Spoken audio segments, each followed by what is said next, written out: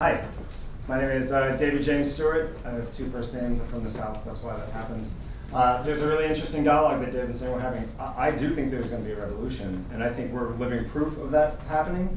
And what we see, and something we're not really talking a lot about here, is the data revolution. So SRAX, let me get this out of the way, we have a lot to cover in a little amount of time. We're a publicly traded company, been around for over 10 years. We're a digital marketing advertising company. Around 2 years ago is when we really stepped back and realize how broken the model is. Us as marketers and advertisers are leveraging consumers' data, where they go, what they purchase, where they shop, what they're posting online, without that consumer's knowledge, without their consent, and certainly without compensation. So we created Big Token. You want to go to the next one? So I think it's a really funny conversation in this room specifically. Who owns the data? I think marketers believe we own it, publishers believe we own it. No one really talks about the individual owning it, but they do. It's their digital identity. So with the advent of GDPR, with the California Privacy Act that's coming in 6 months, 7 months, it literally is giving the consumer their rights back. And consumers are starting to understand it. They understand they have a digital identity. They understand it's being leveraged. They may not know how deep they're getting their data is, but they certainly realize that companies like Facebook and Google are making billions of dollars off of their digital identity. Next slide. So there's three different things we'll cover. One, we'll cover the consumer-facing platform, consumer-facing piece of Big Token. Then we'll talk about advertisers and marketers, why we're seeing so much success in terms of advertisers and partners. And lastly, we'll talk about the technology, blockchain. Why did we choose blockchain for Big Token? So this is the app version of Big Token. There's an app, there's a desktop. We have a browser plugin that comes in less than 2 months. We launched out of beta at the beginning of this year. Thinking our forecast had us at 600,000 users by the end of June. We're at 15 million users already who are registered, signed up for the platform, and are actively connecting their social accounts, actively connecting their loyalty programs, their banking accounts. So as you can see within the platform, you come on board. We can ask you some survey questions. We validate and verify those answers that you give us, as well as being able to allow you to understand what segments you're put in. And we're rewarding you with Big Token, which you can redeem for cash, for gift cards. You can donate to charities, and we'll get to that in a second. So this is the front face of it. So how does that data journey look? So again, as I mentioned, the user comes on board, they can connect their different social accounts, they can check in places, there's surveys, there's a team functionality that happens as well, so we sort of keep consumers coming back. We then take that data, we put it into the database, they hash it, and then we're not really looking to reinvent the wheel from a marketing advertiser perspective. Marketers and advertisers can buy those data segments just the way they're buying it now. So audiences that they can buy from a managed service, they can go through different exchanges that they're currently utilizing or trade desks. The data that we sell is not, I don't want to use the word PII because GDPR says cookies and device IDs are all PII. It's segment level data. So we're never sharing someone's email or phone number or their postal address. It's only audience level data that marketers and advertisers are buying. Same way you're buying now. So why do marketers and advertisers see this as big value, right? It's validated, verified data. It is consumer consented data, and it's just much cleaner. So as we talk about, I think Sam mentioned before, a lot of your data, a lot of your marketing dollars may be wasted. We know that about 40 to 60% of the data in the third-party market space is just wrong. It's based off of modeling, it's based off of householding. What we're getting is not only someone maybe opting in and consenting to those different data segments or telling different surveys, we're validating and verifying that data as well. So when we go to market, the marketer is buying clean, non-bot, non-fraudulent data from a consumer. That consumer always has control and transparency too. So that individual gets the option to say, if we ask them how many children they have the option to opt out of that segment. They have the option to opt out of advertisers that are utilizing their data, buying their data. So if they have a particular brand they don't care for, if that brand buys their data, they have the ability, as a consumer, if you care, to opt out of that marketer and say, I don't want them to be able to access my data. Next one. So here's I mentioned before, we pay our users 2 times actually. We pay our users when they provide the data, and we pay them a royalty when their data is leveraged and used by advertisers. The individual themselves has the option to hold it and continue to continue to increase the value as we're putting more money into a trust. That's how the tokens actually have value. They also have the ability to cash out gift cards, goods and services that are happening in less than a month, as well as charities that we have coming on board in the next 3 weeks. So you can donate the earnings that you've created from your digital identity, you can donate it to different goods and donate it to different charities or causes that you care about. And then the technology. Why did we pick blockchain? So we picked blockchain because of the ability to give the consumer that transparency and control. So we're not just telling you what your data is worth. You, as an individual, get to see what market or advertiser bought that data segment you're in, how much they bought it for, and how many other participants in the big token platform are inside that segment. So I'm not just telling you you're a soccer enthusiast and I'm paying you $3 for that soccer enthusiast attribute. You actually get to see Nike bought that particular segment, how much they bought it for. So that is logged within the blockchain. So an individual, if they truly care, can actually go onto that blockchain to see their actual value. Within the big token platform as well, like I mentioned, you can see that right there. Right? We place that in front of the consumer so they can see the segments they're in, who's buying it, how much they bought for it. But if a consumer really cares, they really want to understand that their data is being leveraged the way we're saying it is, it's logged within the blockchain. Again, hashed information, and that's when the transaction takes place. And that's it. So you're welcome to join now. Again, I mentioned there's over 15 million users that have already signed up in the first quarter of us coming out of beta. My big token referral code is my data. So if you want to join my network, happy to do so. Yes.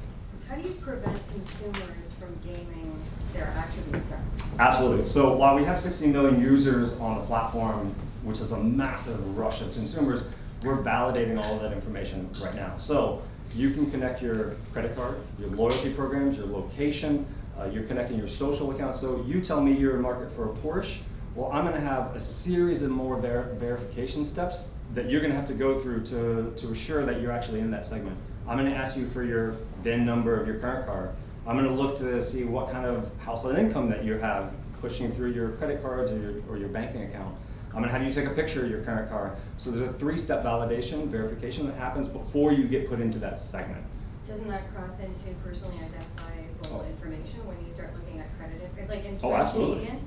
And, Yeah. and we had a situation, an Office of the Privacy Commissioner case, where credit information specifically was cited as a big problem. Yeah. But I guess the other question is that how do you define your various segments? Is that going to be sort of your unique selling proposition later, where it's just like, okay, well, we know what car intenders look like, we know what maybe soccer moms look like, that sort of thing. So are you disclosing that as well? Yeah, some of it's very straightforward. Are you in market for television? Are you in market for a car? And then once you get put into that segment, there's a decision tree of different questions that we're going to go through to put you into what particular segment you're in. This is absolutely PII. Now, we're not selling it. It's all cookie-based that consumers are using. Your data is double encrypted, both from your actual account as well as all the different segments that you're giving us information. But yeah, there's going to be segments that we create based off of everything we know about what that consumer is telling us, as well as where we're working with a lot of marketers now. We essentially have a really active panel base that we can ask a series of questions to. So there's a lodging company that we work with that says, I want a traveler, and I'm like, no, you want something more specific. Oh, I want someone who stayed in Airbnb. Okay, and you want somebody who was willing to rent out their own home. All right, well, that's a very specific niche that you're looking for. And we can literally ask that question to our consumers to be able to say, all right, now here's a very specific niche audience that you're looking for based off of those criteria. Thanks. Of course. Yes. How do you keep the data updated? So your example, I'm in market for a TV or a car. Okay, a week later, I buy a TV, I buy a car, or I'm in market for a vacation. I already went on the vacation. So how does it stay updated? Yeah, so if you're turning on the location, within your phone, which we see about 85% of the people that download the app turn on the location. We can see that you're traveling from that travel example. If you're connecting your bank account, which is a new feature that we added literally about 2 weeks ago, we have 7% of the users who are connecting their bank account. So we see transactional data that's happening. We also have the ability to sort of ask users. Again, it's a very active panel base. Of course, we know that there's a life cycle to certain things, right? If you say you're in market for a dishwasher, not because you're doing renovations, but because your dishwasher broke, you're in a 48-hour window, and that pretty much is over and done with once that's over. Or again, we see that you purchase something from Best Buy at a $1,500 level. So that's where we're constantly updating it, but we're also, again, asking those consumers. So if you say you're in market for a car and we don't see a transaction happening, or you haven't connected your bank account, in 6 months we're going to prompt that consumer again with, did you ever buy that car? And if you did, where did you buy it? Did you buy it new? Did you buy it used? What kind of auto sites did you do your research from? Where did you actually buy that car from? So we can actually update that user's profile. Yes? Hi, so related to that question now, so there is the, if the users know that you look at their GPR location information on the phone, do you have to periodically ask for them to opt in on their consent? And how does that? I mean, the beauty of this platform, the reason why we're having such big conversations with partners and publishers even, is this is informed consumer opt-in consent. So that consumer has the ability to turn off that location beacon at any point in time, but they're being rewarded for it. So many of these users don't want to turn off that location beacon, or they don't want to turn off different segments that they're in because they're getting rewarded for it. So we haven't had an issue where we're having to re-ask a consumer. We might, I don't see why we wouldn't down the road. Again, this is fast and furious growth that we've had. In 6 months, 9 months, we absolutely could say, hey, your location beacon's on, are you so comfortable with that? And then explain that they're getting rewarded for that data that we're using and selling on their behalf with their consent and control. Yeah, of course. Sorry, I'm so curious. Yeah. So it sounds to me like you're spending a lot of time talking to consumers. And I just wondered if you could put a percentage towards consumer relationships versus advertising, like in your organization. Can you tell what's the split? Because it looks like it's a heavy consumer. Yeah, I mean, the beauty is, and we didn't talk all the way through the Big Token, and when you download it, you'll totally understand from a team perspective, from a network perspective, you can actually invite people to your platform. That's why I want you to use my code. And you're rewarded for that. So we found that a lot of users, if you go, we created a community without knowing it. If you go to YouTube now, you can look at hundreds of videos that influencers have created to say, hey, you should sign up for Big Token because I'm getting paid for it and you can get paid for it. I'd say this is a joke, but it's not a joke. I've yet to meet a brand advertiser or agency who's not willing and wanting to buy this data. So the marketing piece is really sort of easy for us, which is a funny thing to say. It is the user adoption piece that we're constantly trying to go after. So we're finding a lot of organic growth, but we're also working with different brands and partners who, again, want that ability to say, oh, I'm allowing that consumer to have informed consent. I'm allowing that person to have control of their data. I can disclose the data that I have against that user without fear of them opting out because they're going to get rewarded for it. They're going to get paid for that data. So a mass majority of my time is on that sort of working with brands and publishers to use this as an adoption tool. We're having pretty strong growth as it is organically. Yes. Yes. I might have missed this, but Yep. are the tokens eventually going to be traded on exchanges like Coinbase and so forth? So we file an S1. The tokens can be a security. The vision is for the tokens to actually be a tradable security in the next 3 months.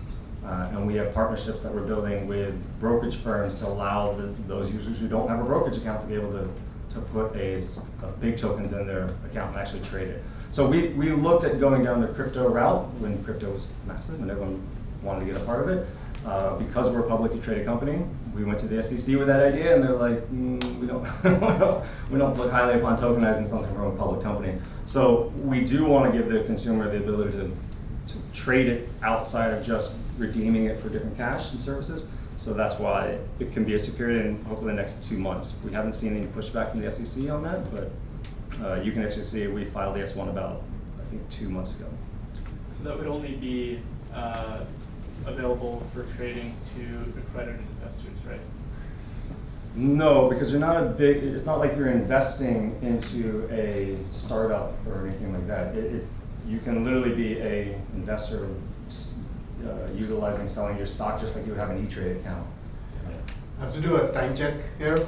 Sorry. We've got a lot of ground to cover, so please feel free to contact David offline. Yep. In the breaks that we have. Yes. Thank you, David. Thank you very much.